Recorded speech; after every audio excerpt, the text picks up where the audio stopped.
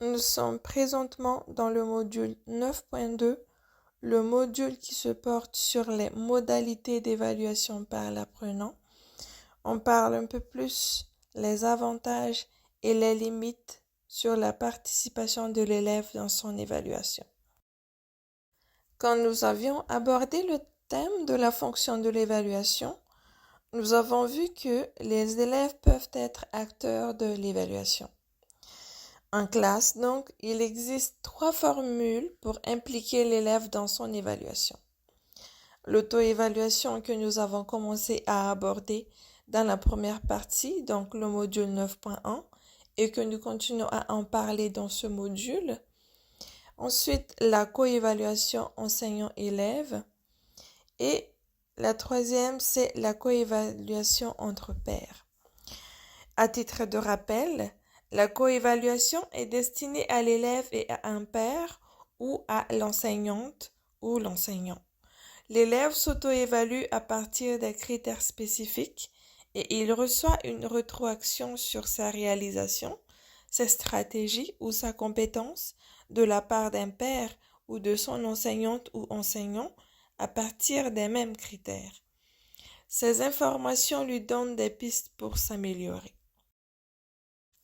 Maintenant, je vous demanderai de mettre sur pause la vidéo pour regarder un exemple d'auto-évaluation en lecture. À titre d'information, pour bâtir un bon outil d'auto-évaluation, on doit laisser un espace pour le nom de l'élève. Nous avons aussi le choix de produire une grille de 3 à 5 niveaux, dont le niveau peut être des pictogrammes ou des qualificatifs ou des légendes, mais ça pourrait être tout simplement aussi des questions ouvertes. Pour conclure le chapitre auto-évaluation, nous allons parler de ses avantages et de ses limites. Voyons d'abord les avantages. L'auto-évaluation aide les élèves à connaître leurs forces et leurs faiblesses, les forces pour les mettre en valeur et connaître les faiblesses pour tenter de les améliorer. L'auto-évaluation favorise la motivation, donc améliore l'engagement des élèves. L'auto-évaluation conscientise l'élève face à ses apprentissages et elle permet d'observer les stratégies. Quant à ses limites, les critères d'évaluation doivent être compris par l'élève, sinon ça peut porter une confusion. L'auto-évaluation est tributaire de la confiance en soi et envers l'enseignant. Certains élèves sont réticents à s'auto-évaluer. Ils estiment qu'ils n'ont pas les compétences, la confiance ou la capacité nécessaire pour juger leur propre travail. Mais aussi, l'auto-évaluation peut accroître les inégalités entre les élèves parce que les élèves ayant de bonnes aptitudes cognitives ont plus de facilité à s'auto-évaluer. À partir de cette diapositive, nous allons entamer les 2 autres manières d'aider l'élève à participer à son évaluation. Nous allons d'abord parler de la coévaluation. Rappelons que nous avons 2 types de coévaluation. La coévaluation élève-enseignant et la coévaluation entre les pairs. Parlons d'abord de la coévaluation enseignant-élève. Pour le cas de cette coévaluation, elle peut se tenir lorsque les élèves sont capables d'auto-évaluation, c'est-à-dire que offrez à l'élève une série d'occasions de s'auto-évaluer, plus elle aura d'expérience en auto-évaluation, plus ses résultats recouperont les vôtres. Ensuite, la coévaluation enseignant-élève comporte un aspect interactif entre l'enseignant et l'élève. Donc, la discussion de l'élève avec son enseignant l'amène à exprimer son point de vue par rapport à ses performances et à le confronter avec celui de ce dernier. On peut dire aussi que la coévaluation enseignant-élève, c'est une confrontation des points de vue qui peut se faire à l'aide d'une grille de vérification ou lors d'un échange entre l'enseignant et l'élève. Prenez donc le temps de travailler avec l'élève pour établir les critères d'évaluation. Les résultats se recoupent mieux si l'élève a elle-même établi les critères d'évaluation. Cette coévaluation repose avant tout sur un climat de confiance où le jugement de valeur est banni. Nous avons ici un exemple d'une coévaluation élève-enseignant en mathématiques. Je vous demanderai une fois de plus de mettre sur pause la vidéo pour pouvoir le regarder. Et voici un autre exemple de coévaluation élève-enseignant en écriture. Parlons maintenant un peu plus des avantages de la coévaluation. La coévaluation aide l'élève à se connaître, donc la connaissance de soi. La coévaluation aide l'élève à comprendre ses processus d'apprentissage, qui est la compréhension. Elle aide l'élève à apprendre, donc les apprentissages.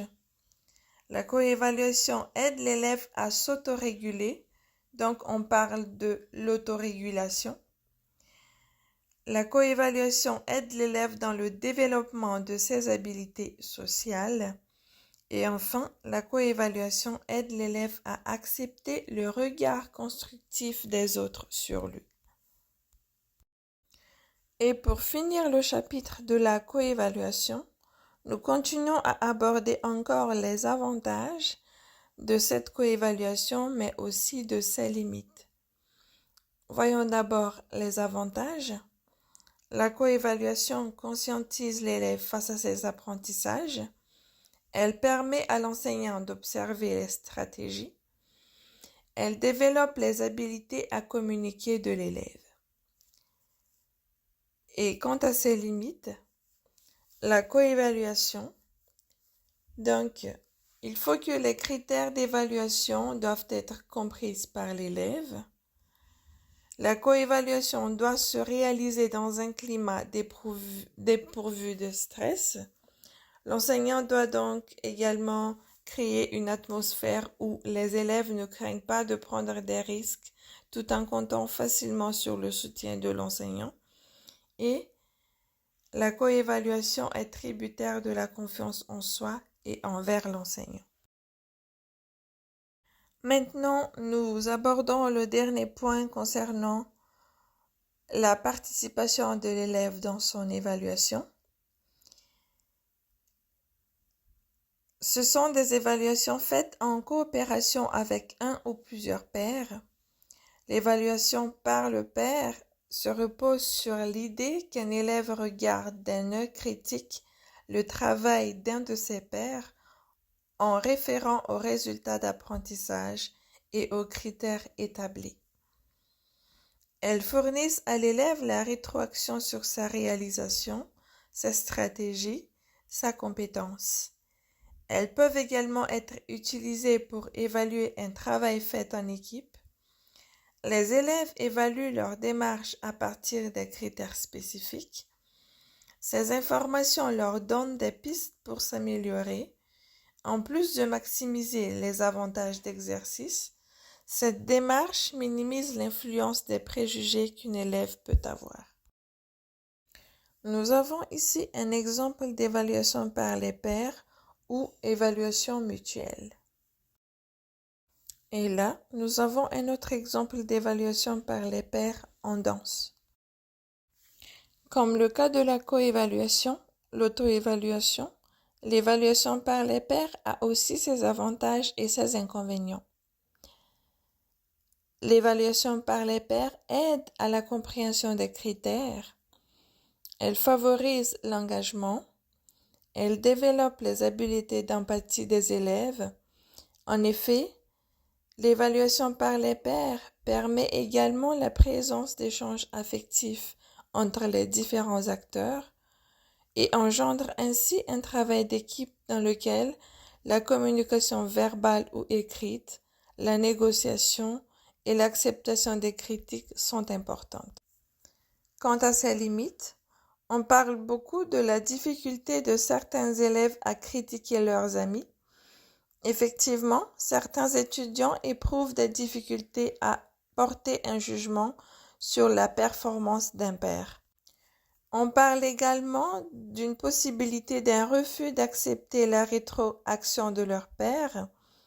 En effet, la personne évaluée peut ne pas accepter les critiques formulées par ses pairs et d'autre part, l'évaluateur peut ne pas souhaiter endosser cette responsabilité. Et finalement, l'évaluation par les pairs est tributaire de la capacité à collaborer.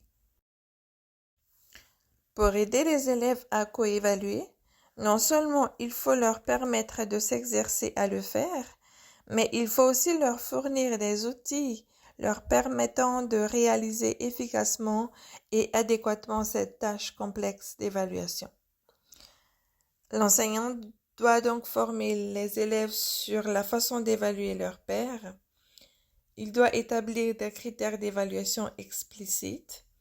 Il doit instaurer un climat calme sans stress. Il doit s'assurer que le jugement des élèves repose sur des preuves basées sur les critères.